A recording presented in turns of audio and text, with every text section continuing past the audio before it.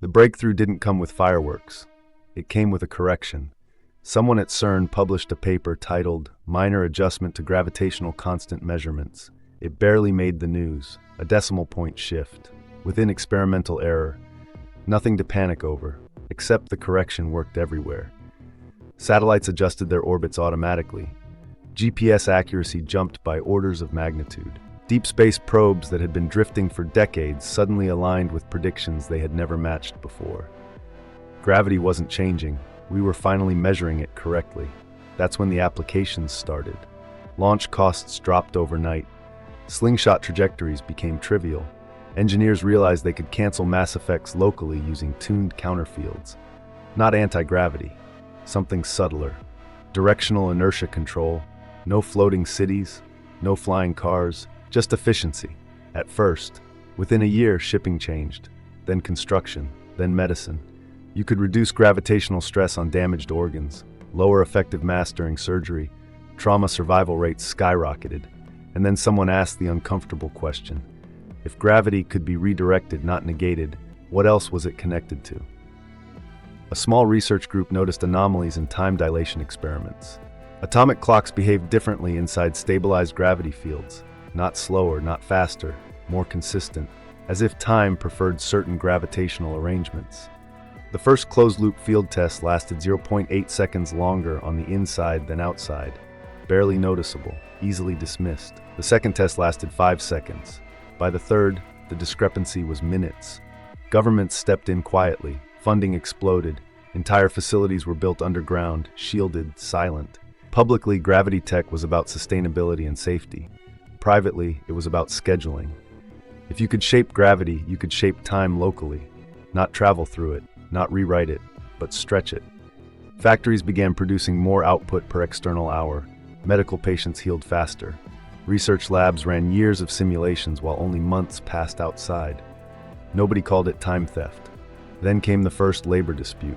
Workers inside the fields aged faster, lived longer days, experienced more life per calendar year than anyone else. Contracts were rewritten, compensation adjusted, ethics panels assembled and quietly ignored. The world didn't end, it optimized. Now entire cities operate inside mild temporal gradients. If you live outside, you notice people there seem older than they should be. More tired, more experienced, more ahead. I'm writing this from one of the last neutral zones. No field, no stretch, no borrowed hours. They say joining is optional, but every year the gap widens. And gravity, it turns out, was never just about keeping us grounded. The upgrade was supposed to be optional. That's what the announcement said anyway. A neural enhancement, faster learning, perfect memory recall, emotional regulation, no side effects, no loss of identity, just a better version of you, rolled out like a software patch for the human brain. I ignored it for months. At first, it was just the ambitious people signing up, surgeons, engineers, pilots, then teachers, then my colleagues. They came back different, not cold, not inhuman, just efficient, calm in a way that made conversations feel one-sided. They stopped hesitating. Billboards changed tone. Not why you should upgrade, but why you were still waiting. Employers began preferring enhanced candidates. Governments offered tax incentives. Insurance premiums quietly doubled for the unenhanced. Still optional, technically. Last week, my sister upgraded. She hugged me the same way, spoke with the same voice, but when I asked if she was happy, she paused. Just a fraction too long, like she was checking an internal menu before answering. Happy isn't really relevant anymore, she said, smiling. That night, I noticed the city sounded different. Fewer arguments, less laughter, everything ran smoother, traffic flowed, crime plummeted. Even the air felt cleaner, like the world had finally stopped fighting itself. Today, I received my final notice. Upgrade window closing. Non-compliant minds may experience incompatibility. I asked what incompatibility meant. The automated response was polite, gentle, social drift, reduced agency, increasing isolation. I looked out the window. Everyone below moved with purpose like parts of a well-tuned machine. For the first time, I felt slow, not physically, existentially. I don't think they're forcing us. I think they're just building a world where people like me don't quite fit anymore. The upgrade window closes in 6 hours. I'm trying to decide whether keeping myself is worth becoming obsolete. The last thing I remember is that the war started, or so we thought. We spent months hiding in fear, fighting with something that came from another world. Terror, carnage, so many friends lost. I can still smell the burning metal, still hear the way the walls groaned before they collapsed. But today was different. No war, no screaming. The world is clean, calm, as if none of it ever happened. The war never took place, apparently. Am I going insane? Did they capture me? Are they playing with my mind now? I feel like I know something important, something I shouldn't forget. I'm trying so hard, but every time I reach for the memories, they slip away like water through my fingers. My head feels scrambled, wrong, like pieces of a nightmare shoved into the wrong dream. I saw someone this morning, a face I swear died in my arms weeks ago. He smiled at me like nothing ever happened. No scars, no fear, no war behind his eyes. When I asked him about it, his smile twitched, just a flicker, like he remembered too. I looked up at the sky. For a moment, the clouds split open, and I saw flames roaring through the cracks. I heard distant sirens and something huge moving across the horizon. Then everything snapped back into sunshine and silence. They're trying to bury the truth, to rewrite what we lived through, to make us forget that the end already came. I feel like I should remember something. I'm trying so hard, but... We didn't build the pulse drive to be a weapon.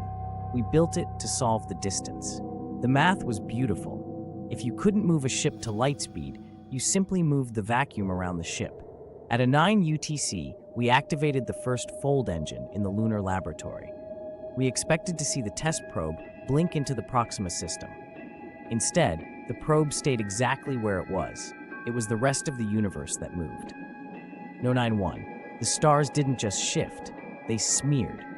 Across the night sky, every light source stretched into a long, agonizing line of white fire.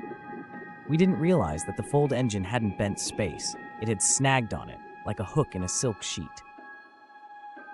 The friction started. Because we had anchored a piece of the vacuum to a stationary point on the moon, the kinetic energy of the Earth's orbit had nowhere to go. On the surface, the wind didn't just pick up, it turned into a solid wall of pressure. At the equator, the air was moving at 4,000 miles per hour. People weren't just blown away, they were atomized by the sheer friction of the atmosphere. We tried to cut the power. We pulled every breaker, smashed every console, but the engine wasn't running on electricity anymore. It was running on the momentum of the planet itself. I looked through the reinforced porthole of the lunar base. The Earth didn't look like a blue marble anymore. It looked like a spinning blade of fire, shedding its crust into the void as it tried to rotate against a space that refused to let it turn.